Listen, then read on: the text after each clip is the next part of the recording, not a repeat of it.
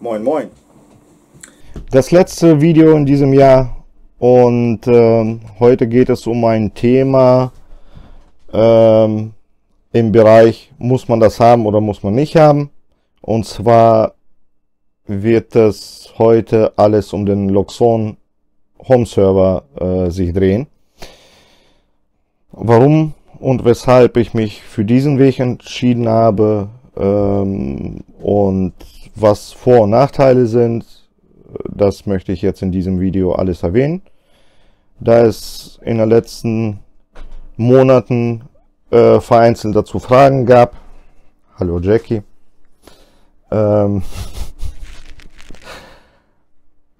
Möchte ich halt erzählen, was für mich persönlich da vorteilhaft erschien und warum ich diesen teuren Weg genommen habe.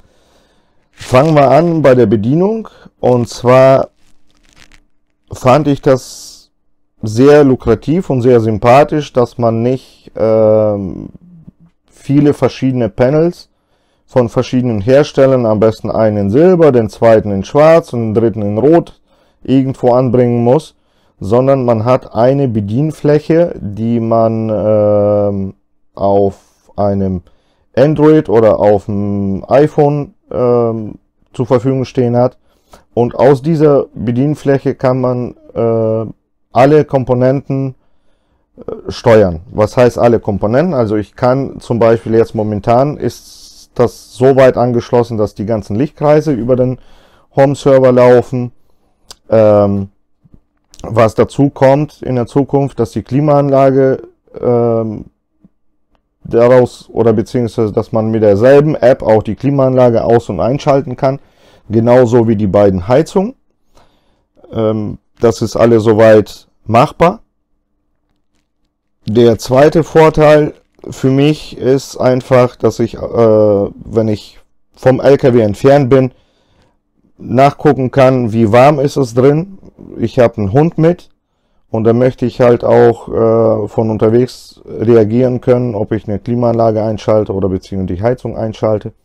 Das ist auch machbar und das ist auch sehr, jetzt in der dunklen Jahreszeit, auch sehr komfortabel, wenn man jetzt nach einem Spaziergang wiederkommt und der LKW steht irgendwo, wo es nicht unbedingt viel Licht ist, kann man von unterwegs schon mal die Beleuchtung einschalten in dem Truck und kommt sicher halt nach oben hin oder in die Wohnkabine.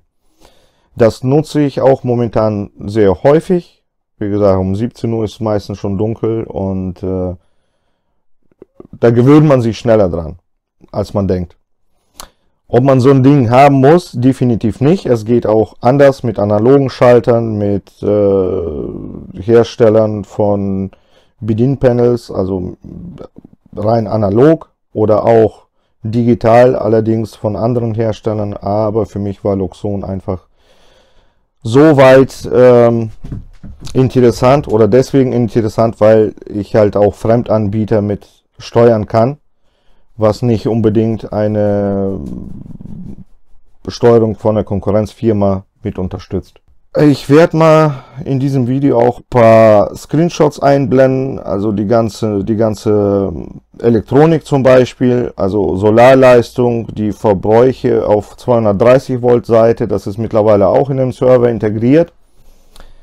Ist sehr angenehm, auch wenn man außerhalb vom LKW sitzt, eben nachgucken zu können, was macht die Solaranlage, was macht die Luftfeuchtigkeit.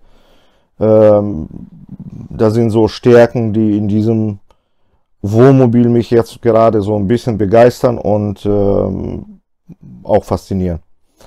Was ich demnächst auch noch anbinden werde, sind die Füllstände der Abwassertanks. Die Geber sind schon da. Die Anschlüsse dafür bietet Loxone so explizit für den Wohnmobilbereich nicht an, aber wenn man die Werte kennt, mit dem der Server arbeitet, kann man mehr oder weniger beliebige Wasserfüllstände, Wasserfühler integrieren. Geschaltet habe ich die analogen Eingänge auch, also zum Beispiel die Wasserpumpe, nicht direkt über einen Server, sondern ich habe ein Arbeitsstromrelais dazwischen geschaltet, so dass die höheren Ströme nicht über den Server laufen, sondern nur der Steuerstrom. Das heißt, der Server ist mehr oder weniger kontinuierlich im Leerlauf. Und die höhere Stromaufnahme bei der Wasserpumpe zum Beispiel, die läuft dann quasi über ein Arbeitsstromrelais. Somit entlaste ich den Server und verspreche mir einfach daraus eine höhere Lebensdauer. Der Server ist eigentlich nur für einen Hausgebrauch angeboten, aber ich habe jetzt gesagt, ich riskiere das und probiere das aus, wie lange der in einem Wohnmobil oder in einem Expeditionsmobil dann übersteht. Also bis jetzt hatten wir da keine Probleme bezüglich der Vibration und so weiter, aber ich bin auch nicht allzu viel gefahren. Wir sind noch fleißig am Bauen. Dazu zeige ich euch auch gleich den Stand der Dinge. Wie in jedem Video so ein kleines Update, was in den letzten Wochen passiert ist, oder Tagen oder Abenden. Ja, das ist das zukünftige Bad. Die Dusche ist ja separat, also ich habe die letzten Tage mit verbracht, die Wände zu verkleiden. Das sind Vinylfliesen. Der Unterschrank ist soweit entstanden, also die Arbeitsplatte mit Waschbecken fehlen noch. Die Arbeitsplatte liegt schon da, Waschbecken ist auch da. Hier unten ist eine Schiebetür, bietet sich auch an, also dann dadurch, dass man hier nicht allzu viel Platz hat, hat man keine Flügeltüren, die dann einem vors Knie hauen. Hier entsteht also hier ist ja das Luftrohr, was für die Dusche bestimmt ist, beziehungsweise damit wird die Dusche beheizt. Auch die Wasserleitungen für die Dusche sind da verlegt. Hier kommt noch eine Abdeckung hin und hier kommt aus Bambus auch eine Tür. Hier kann man wunderbar Toilettenpapier zum Beispiel stapeln, die passen genau übereinander hin. Dann ist der Platz optimal genutzt. Hier fehlt noch ein Spiegel, hier fehlt noch eine Abdeckung, hier kommt eine 230 Volt Steckdose, auch mit USB-Anschluss. Das Ganze muss noch verfugt werden und so weiter. Die Tür fehlt noch, aber es geht voran. Auch die Schränke sind soweit fertig, ne?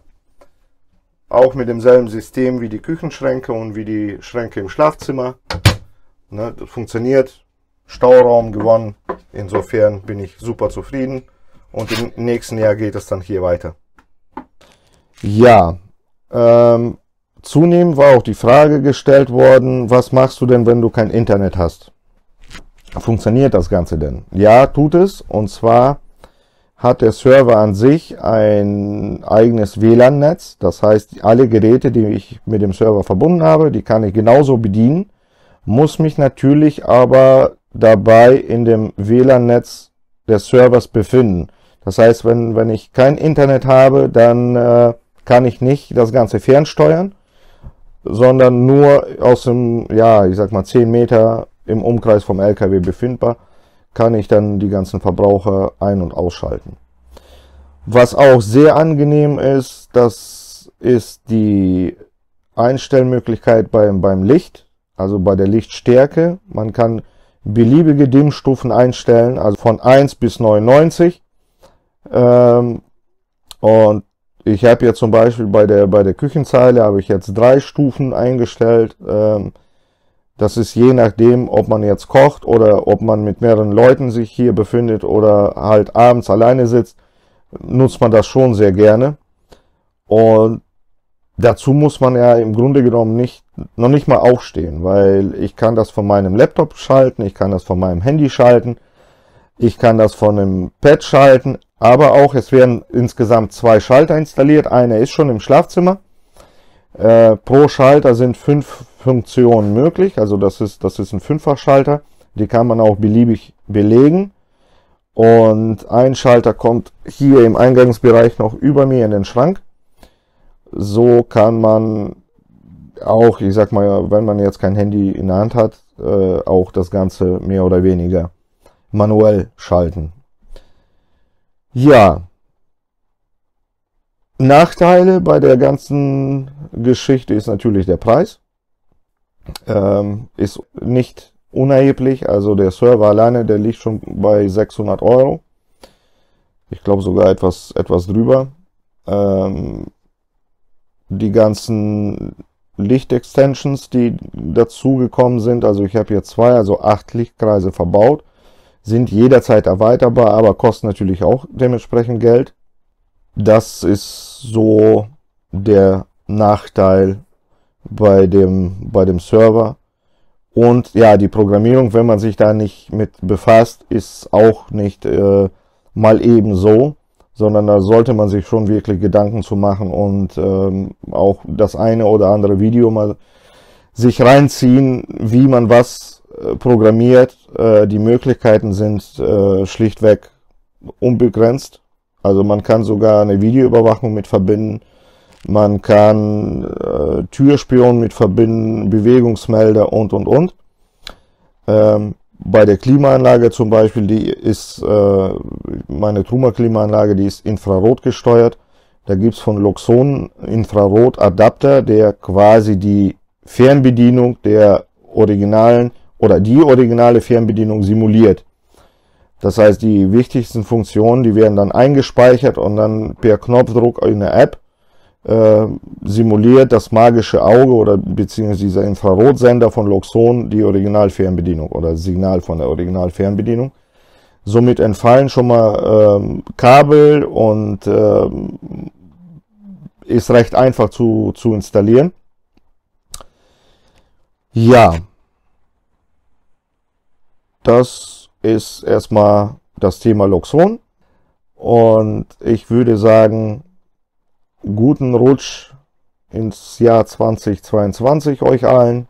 Danke für den Support, danke für die vielen Besuche auf der Webseite von mir, für viele Fragen, für Feedback und so weiter. Kommt gut rein und wir sehen uns garantiert im nächsten Jahr wieder. Bis dann.